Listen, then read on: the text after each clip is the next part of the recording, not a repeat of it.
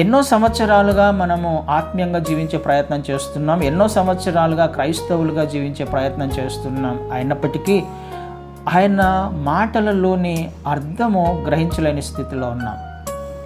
ఇందాక చెప్పబడినట్టుగా ఆ ఒక్క మాటను తీసుకుంటే ఒకసారి ఆ వాక్యాన్ని చదివే ప్రయత్నం చేద్దాం. 2వ అధ్యాయము 1 సమూయేలులో, యెహోవాకు ఏదనగా, నన్ను ఘనపరచు వారిని నేను ఘనపరచుదును, నన్ను తృణీకరించువారు తృణీకారమొందుదురు.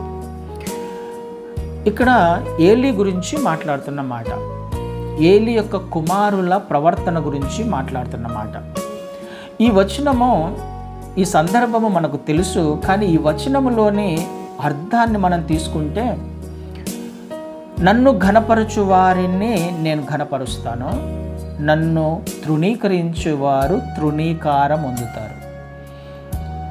దేవుడు ఏం ఎక్స్పెక్ట్ చేస్తున్నాడు తన బిడ్డల నుంచి, విశ్వాసుల నుంచి, క్రైస్తవుల నుంచి అనంటే ఘనతను ఎక్స్పెక్ట్ చేస్తున్నాడు. నన్ను ఘనపరచు వారిని నేను ఘనపరుస్తాను. ఖచ్చితంగా ఆయనను ఘనపరచాలని ఆయన కోరుకుంటున్నాడు. అయితే ఎవరి కొరకు ఆయనను ఘనపరచాలి? ఎందుకు ఘనపరచాలి? ఆయనకి ఏమైనా తక్కువైందని చెప్పేసి ఆయనను ఘనపరచమంటూ ఉన్నాడా? కదండి, ఏదైనా కొదువగా ఉందా ఆయనకి? కదండి, ఆలోచన చేయాలి. He is self existing God, self sufficient God. ఆయనకు తక్కువయ్యి ఆయనను ఘనపరచమని చెప్పట్లేదు. మన ఘనత, లేకపోతే మనం ఆయనను ఘనపరిచినా ఘనపరచకపోయినా ఆయనకు వచ్చేది లేకపోతే పోయేది ఏం లేదు ఆయనకి.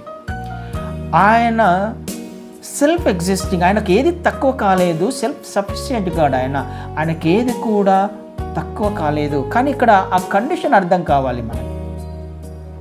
నన్ను ఘనపరిచిన వానిని నేను ఘనపరుస్తాను. ఎందుకు నువ్వు దేవుని ఘనపరచాలి?